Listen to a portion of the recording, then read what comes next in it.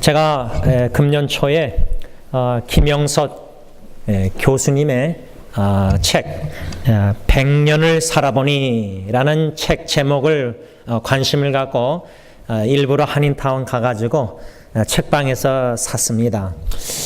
저는 하나님이 제 마음에 주신 것은 우리 승리교회 섬기면서 하나님의 주권적인 뜻이 뭘까? 물론 한국에서 미국으로 돌아올 때는 저에게 청년들에 대한 마음과 열정을 주셨지만 승리장로교회를 섬기면서 하나님의 뜻이 무엇인가 기도하고 고민할 때 어르신들을 섬길 수 있는 이 참 귀한 은혜, 특권이라고 저는 생각합니다. 그래서 저는 새벽 기도회 때도 혼자서 기도할 때 이미 떠나신 어르신들을 생각할 때 그분들은 우리 곁에 없지만은 우리와 함께 있을 때 그분들의 추억, 그 메모리가 제 마음에 있기 때문에 저는 새벽 기도할 때마다 그분들을 종종 많이 생각합니다. 특별히 지난주에 제가 2006년도부터인가 큐티한 것들을 300페이지를 다 정리하면서 고 김창영 목사님 여러분들의 그 이야기를 제가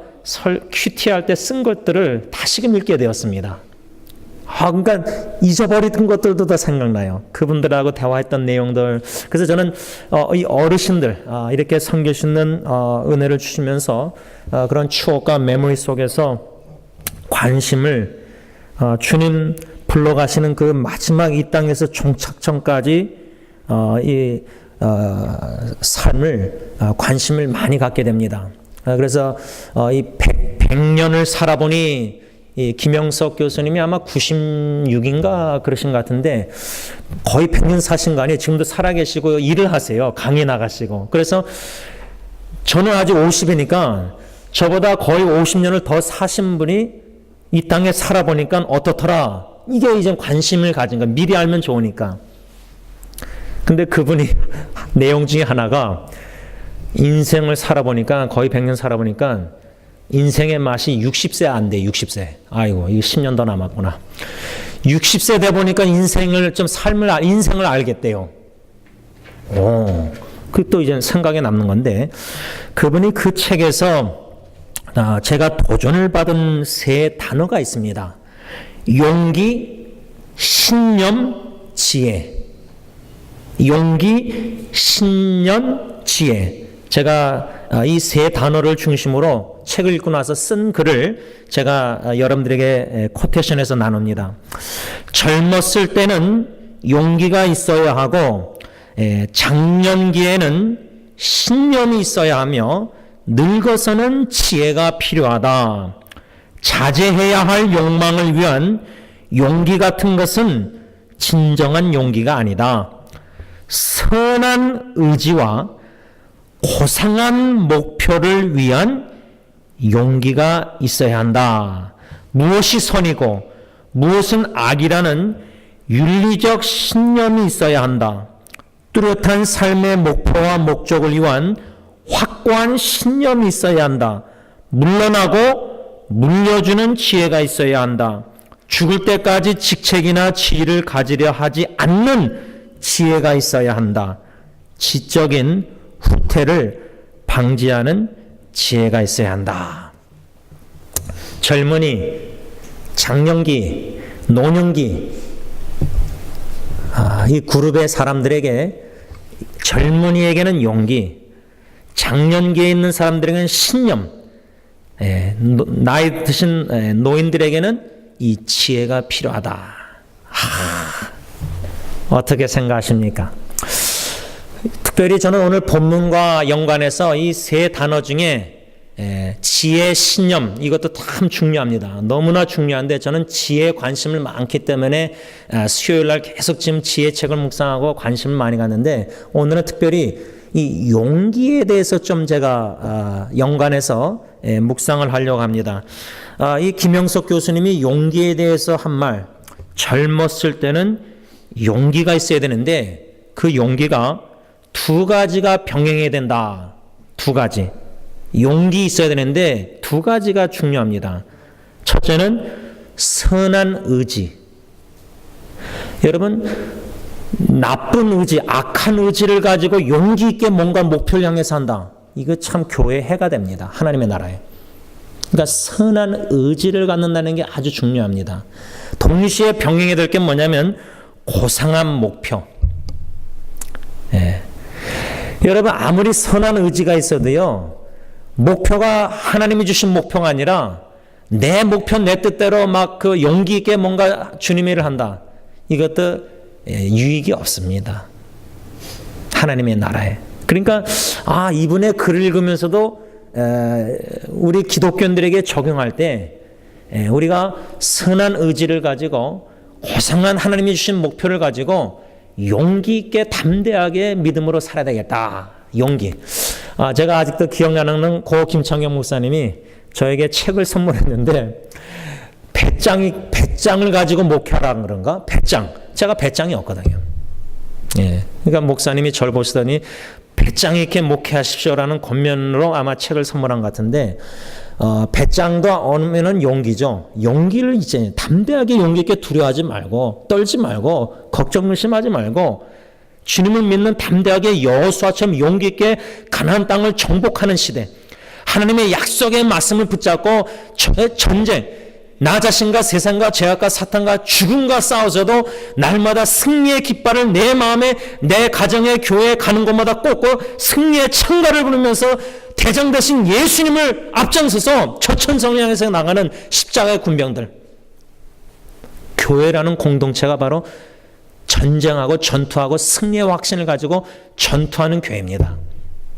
그런 면에서 우리 기독교인들이 너무 겁이 많아요. 저부터 해서 용기가 부족해요. 무슨 암이다, 뭐다, 누가 사고로 그랬다, 막 걱정하고 두려워하고 떨고 염려하고 담대한 마음이 용기가 부족합니다. 저는 우리 승리교회 젊은이들 영어 사역, 히스패닉 사역 젊은이들을 생각할 때 기도원의 300명 구사와 같은 어저께 지난주에 금요일 날 제가 이제 아들 이제 대학교 기숙사에 넣어놓고 이제 금요일 날 성경 공부 이제 참석해 하기 위해서는 데리러 가야 되는데 근데 이제 우리 영어 사역 지도자 에릭 형제가 문자가 왔는데 이제 자기가 일 안 하니까 자기가 가겠대요. 그래서 와우 형아가 이제 교회 동생을 픽업 간다 그러길래 고맙다. 그러면 이제 제가 제 딸들을 또 픽업할 수 있으니까. 그런데 뭐라고 문자가 왔냐면 유진 형제 있잖아요. 우리 임장원이 아들 유진 형제가 자기가 학교에 있었으면은 유진 형이 그렇게 했을 거라는 거예요. 자기를 픽업해 줬을 거라는 거예요. 제가 그래서 그 답변을 보고 뭐라고 문자를 답변했냐면 That's disciples. 그게 제자도고 그게 brotherhood. 그게 형제 사랑이다. 우애다. 그런 형제 사랑을 그리스도의 사랑을 큰 형아 작은 동생 제가 EM 생각할 때 그렇게 빅브라더들은 있는데 좀 빅시스터리 있어서 큰 언니가 있어서 우리 자매 아이들도 좀 언니가 이렇게 좀 챙겨주고 같이 하면 좋겠는데 교회 안에 이런 brotherhood, sisterhood 빅 시스터, 빅 브라더, 리틀 시스터, 리틀 브라더, 큰 형, 작은 동생 뭐 이렇게 이런 사랑의 공동체 가운데서 중요한 거는 이런 기도원의 300명 군사 같은 그리스도 중심된 꿈을 가진 이 용기, 담대한 믿음, 견고함, 흔들림이 없는. 왜냐하면 지금은 아이들이 자녀들이 부모가 품고 여러 가지 도와주고 하지만은 제가 그랬어요. 딜런 대학교 간 거에 대해서 목사님 좀 집에 가니까 허전하지 않고 제가 전혀 그렇지 않다 그러니까 무심한 아빠처럼 보입니다. 그래요 저한테. 그래서 제가 하나님이 제일 사랑하시니까 하나님이 제일 잘하시고 또 내보내서 자꾸만 역경과 실패와 제가 이제 딜런 지난주에 학교 데려다 주면서 많은 대화를 했어요. 실패도 하고 실수도 하고 어려움도 당하고 자기 나름대로 이제 스스로 독립해서 잘못된 선택도 할 수도 있겠지만 스스로 중요한 거는 실패하고 쓰러지고 자빠지고 이게 중요한 게 아니라 그걸 통해서 하나님이 가르쳐주는 레슨을 배워야 된다. 이젠 부모가 다 가르쳐주는 게 아니라 다 돌봐주는 게 아니라 스스로 개척해 나가면서 쓰러지고 자빠지고 배워서 견고해져야 됩니다. 단단해져야 된다. 홀로 쓰게 해야 된다. 부모가 평생 같이 못 있습니다. 우리는 언젠가 다 떠날 겁니다. 지혜. 그래서 물러나는 지혜. 자녀의 삶에서도 부모가 물러나는 겁니다. 또 물려줄 거와 물려주지 말 걸 다 지혜롭게 이러한 뭔가 홀로서기 담대하게 광야에서 빚어지고 실현. 지난주에 우리가 배운 말씀이 뭡니까? 하나님께 옳게 인정함을 받았던 사도 바울과 동역자들, 그런 사람들이 복음 전할 때는 결코 하나님의 복음이 헛되지 않는 거예요. 옳게 여기심을 받는다 할 때는 시련을 통해서 하나님의 시험을 패스하는 단련과 연단의 기간이 있습니다. 요셉도 그랬고 아브라함도 그랬고 다니엘과 세 친구들도 그런 시련을 보세요. 위험도 위기, 생사의 갈림길이었어요. 그러니까 우리의 영어사 히스패닉 자녀 젊은 아이들이 이런 이 땅에 내놓을 때 시련과 여건과 유혹과 어려움이 얼마나 많아요. 그거를 부모가 다 해주는 게 아니라 어떤 것들은 스스로 넘어지고 쓰러지고 자빠지고 이런 차사고도 있고 여러 가지 역경과 어려움 속에서 하나님만 의지하고 하나님의 시련의 단련에 하나님이 빚으시거든요. 그 고통과 고난 역경을 통해서. 그걸 사랑으로 바라본다. 부모가 기도하는 마음으로.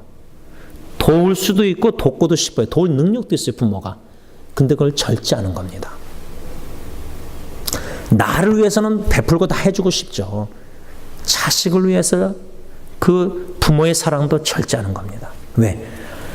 내가 다 하면 하나님이 어떻게 일하십니까? 그 삶에, 젊은이들의 삶에.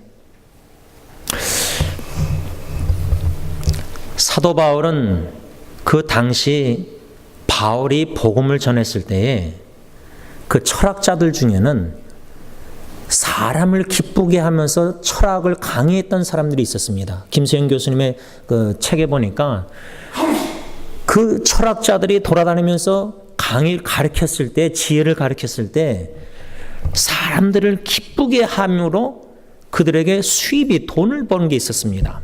마침 목사가 딴 교회 가서 설교를 하면 사례비를 받을 때 미국 교회는 딱 목사님이 그 교회에 온 가스비 또 뭐 수고비 조금 이렇게 딱 그러지, 한국 교회는 넉넉하게 너무 풍족하게 드립니다. 우리 교회도 좋은 의도로 하는 거지만 받을 때 이 교회 가서 설교하면 혹시 또 사례비 안 주나,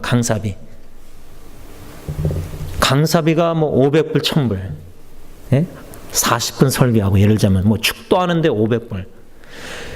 사람을 의식하고 설교하다 보니까 복음 진리를 그대로 전하지 않으니까, 변질된 복음을 전하니까 우리 기독교인들이 변화가 없는 겁니다. 똑같아요. 삶의 변화가 없는 거예요.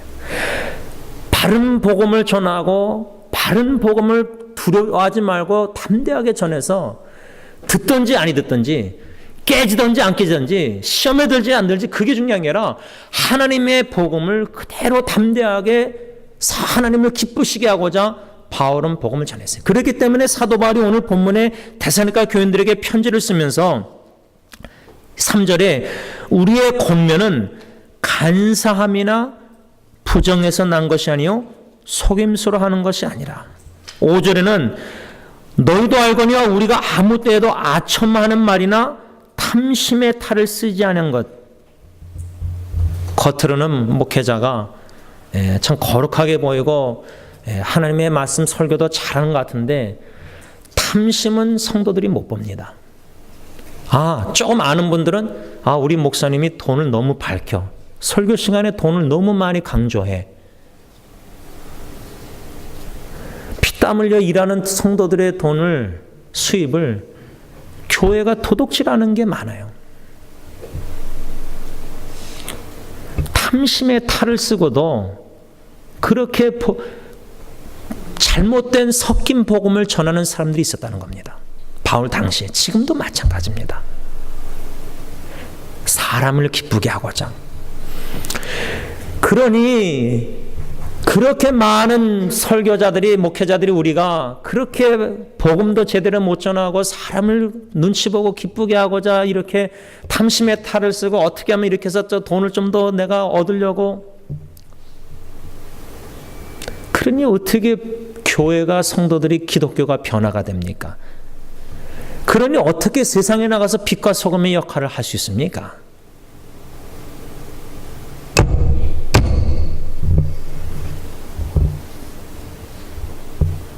여러분, 지금 심각합니다. 오늘 지금 이 순간 여러분들이 이 하나님의 말씀을 들으면서도 다른 생각, 이럴 때가 아닙니다, 지금. 이 영혼 구원 문제입니다. 사도 바울은 지금 그리스도의 심장으로, 마음으로 예수 믿은 지 얼마 안 된 이 초신자들, 데살로니가 교인들, 근데 예수 믿고 나니까 환난과 핍박과 어려움이 있는 겁니다. 안 믿으면 좀 편한데, 여러분, 제 아내 말로는 그 양로원에 방문하신 분 중에 이제 한 분 중에 기독교라면 막 그죠. 요즘 여러분 교회 안 다니고 예수 안 믿으면 편안하게 살 수 있습니다.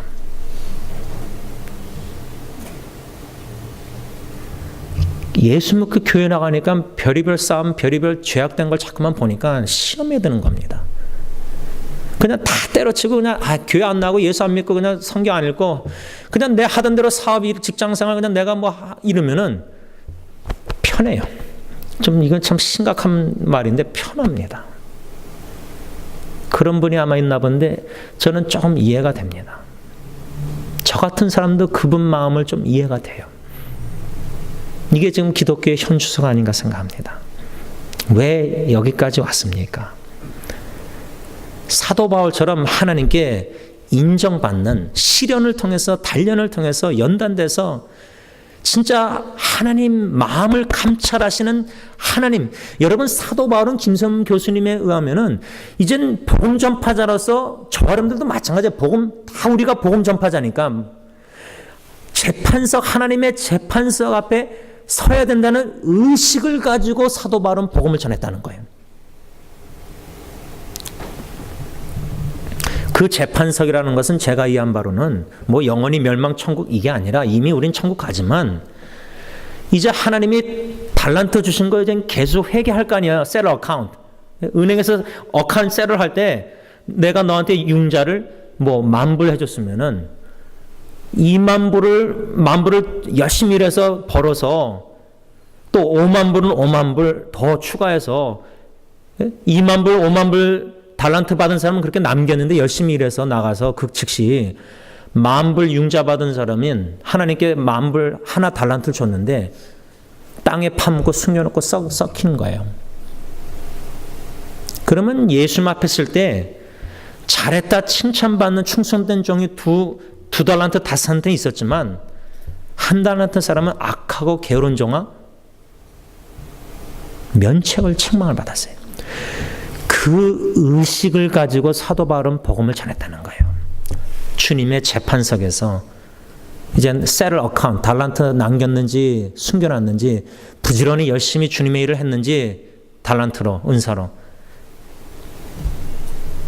여러분, 오늘 두 번째로 사도 바울이 우리의 방문이, 너희들 데살로니가 교회에 방문한 것이, 하나님의 복음 전하면서 그 방문한 것이 헛되지 않았다. 첫째는 우리가 하나님께 옳게 여기심을 인정을 받은 자로서 복음을 전했기 때문이고, 두 번째는 용기 있게 담대하게 겁을 내지 않고 예수 그리스도의 복음을 전했기 때문이에요. 그 말씀이 오늘 2절에 보면 너희가 아는 바와 같이 우리가 먼저 빌립보에서 고난과 능력을 당하였으나 우리 하나님을 힘입어 많은 싸움 중에 하나님의 복음을 너에게 전하였다. 우리가 첫 시간에 오늘 본문을 묵상하면서 사도행전 16장 말씀에 근거해서 어떻게 바울과 동역자가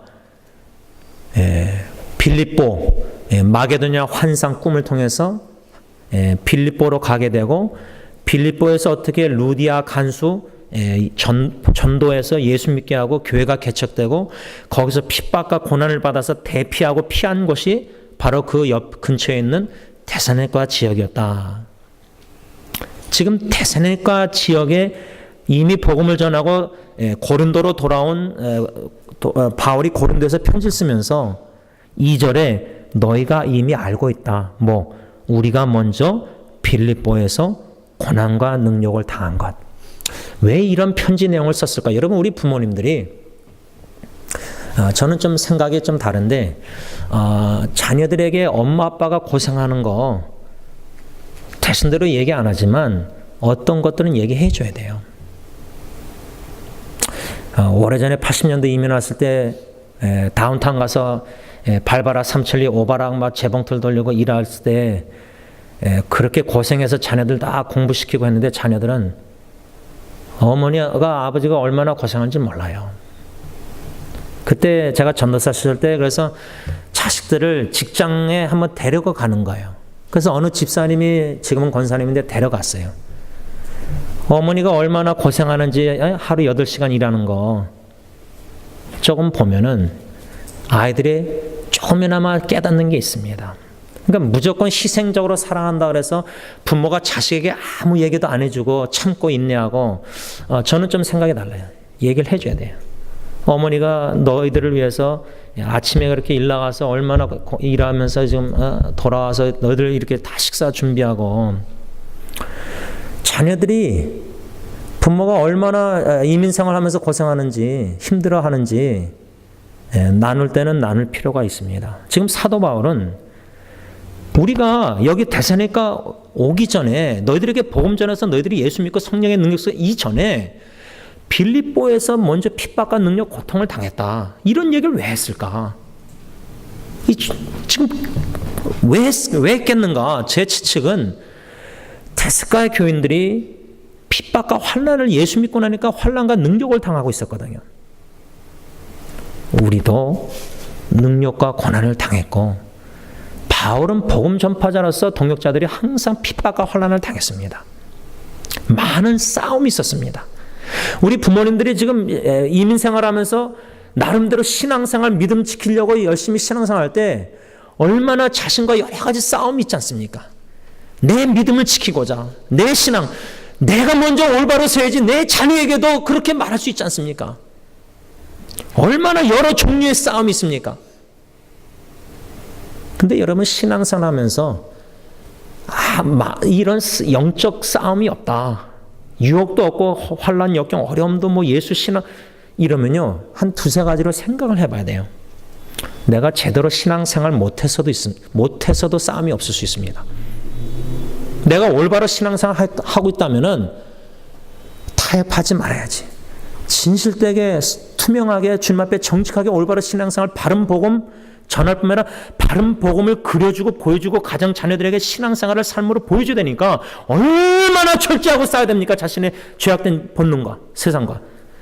근데 그런 싸움이 없다는 거는 그냥 타협하면서 대충 종교생활하면은 싸울 필요가 없어요. 편안하게 그냥 교회 왔다 갔다 하면서 그냥 편안하게 봉사하면 돼요. 빨리 왔다 빨리 집에 가면 돼요.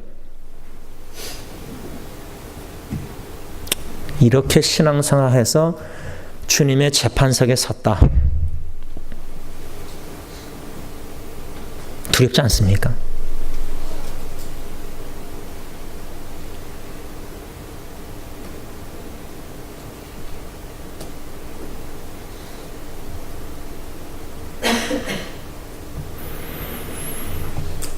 이 담대하게 복음을 전했다 할 때 이 담대하게라는 헬라어 단어의 의미 중에는 솔직함.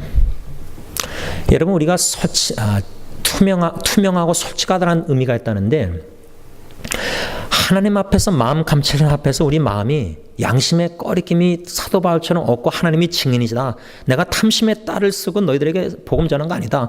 목회자로서 뭔가 양심의 꺼리낌이 없다면은 담대할 수 있습니다.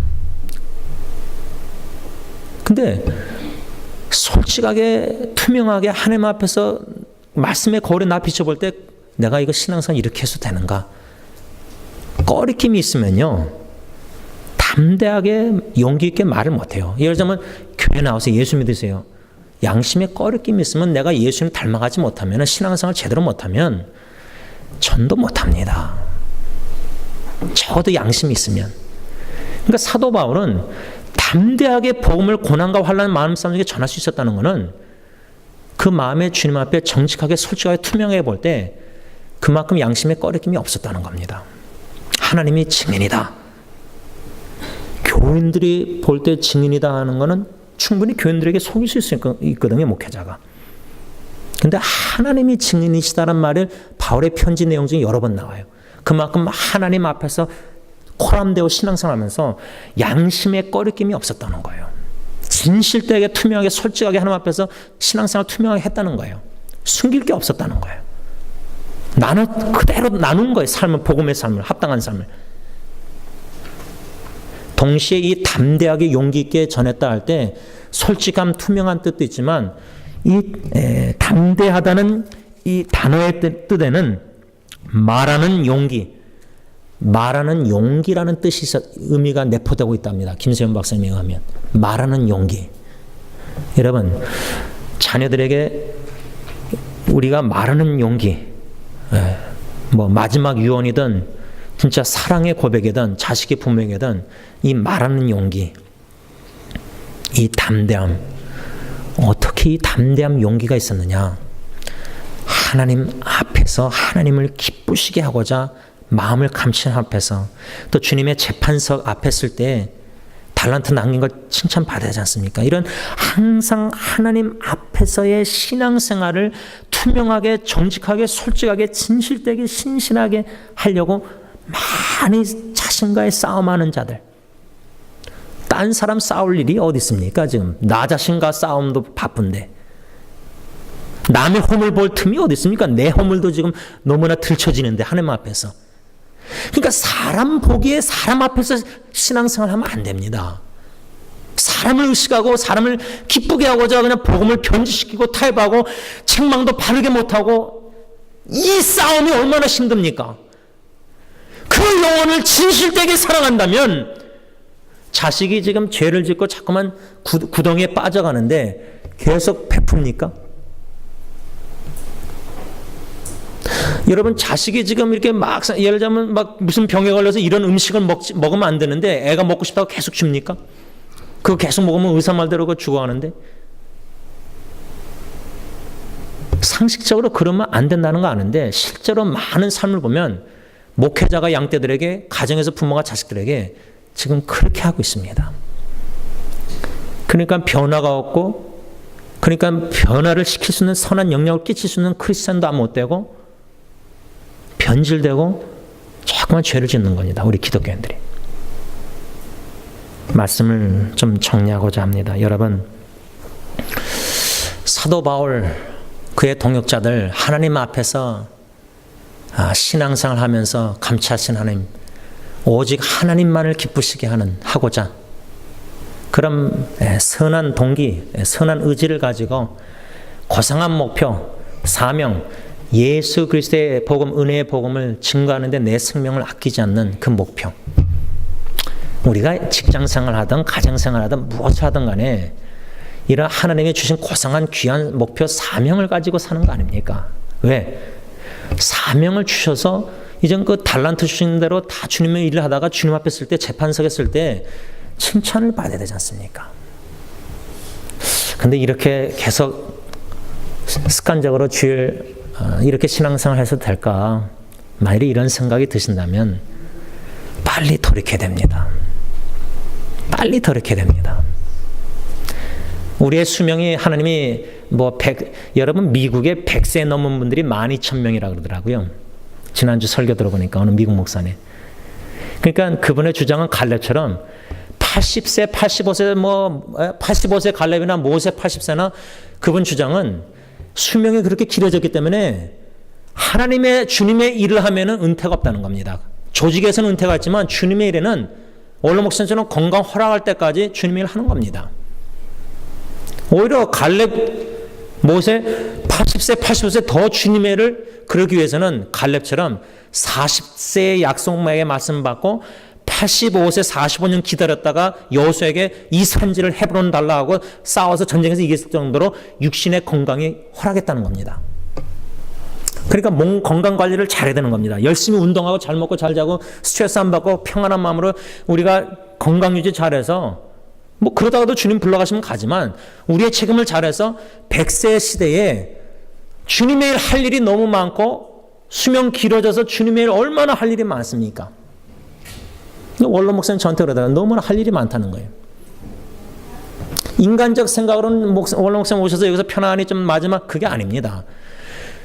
주님 앞에 사명받고 생명 허락하는 건강하는 날까지 주님 앞에 선교사역 준비를 할 수 있는 게 이게 특권이고 은혜입니다. 이건 진짜 아름다운 마지막 인생입니다. 이러한 인생을 살기 위해서는 우리가 선한 의지, 고상한 목표, 강한 의지를 가지고 자신과 싸우고 이 아픔도 자꾸만 이겨나가야 되고 건강 자꾸만 힘써서 이겨나가서 담대하게 용기 있게 진실되게 투명하게 하나님의 말씀 말하는 용기, 예수님을 믿으십시오 말할 수 있는 용기, 그럴 정도로 말할 수 있으면 내가 예수님 진짜 제대로 믿고 있어야 됩니다. 지금 복음 전한다고 예수 십자가 죽으신 부활 전한다면은 내가 입술로만 전하는 게 아니라 내 삶이 복음에 합당한 삶을 살아야 되고, 복음이 뭡니까? 기쁜 소식 아닙니까? 근데 우울하고 기뻐하지도 않고 예수 믿으면서 우울한 사람이 어떻게 기쁜 소식을 전할 수 있습니까? 고통과 환난 중에도 예수 때문에 기뻐하고 소망 가운데 즐거워하고 복음의 능력에 내가 사로잡힌 바 돼서 그 복음 때문에 내가 살고 복음 때문에 내가 존재하고 복음 때문에 울다가도 다시 웃고 그 복음 때문에 내가 살고 있다면 그 복음을 말할 수 있는 용기가 왜 안 생기겠습니까? 자신을 뒤돌아보고 내가 과연 복음에 합당한 삶을 살고 있는지, 복음 중심된, 그리스도 중심된 삶을 살고 있는지, 그래서 담대하게 용기 있게 예수님을 전할 수 있는 그 자리까지 갈 수 있는 저 여러분들 될 수 있기를 바랍니다. 기도하겠습니다. 하나님 아버지, 우리 예수 믿는 사람들이 너무 겁이 많습니다. 너무 두려워합니다. 병원에 갔다 와도 너무 염려하고 근심 걱정합니다. 하나님, 우리의 미약하고 연약함 잘 아시는 줄 믿습니다. 불쌍히 여겨 주시옵소서. 긍휼히 여겨 주시고 우리의 연약한 이 모습에대로 십자가에 벌리신 팔로 품어 주시사 오늘 주신 말씀 담대하라. 강하고 담대해야 됩니다. 하나님, 용기 있게 예수 그리스도의 복음을 전하는 작은 불꽃이 돼서 지금 너무나 어두운 이 세상의 중요한 사람들에게 예수님 때문에 저는 기쁩니다. 예수님 때문에 저는 하루하루 삽니다. 저는 예수님 때문에 감사합니다. 저는 예수님 때문에 소망 가운데 즐거워하면서 하루하루 기쁘게 힘있게 힘차게 전진해 나갑니다. 담대하게 용기 있게 말할 수 있는, 고백할 수 있는 저희들 다 되게 하여 주시옵소서. 예수님의 이름으로 기도를 올리옵나이다. 아멘.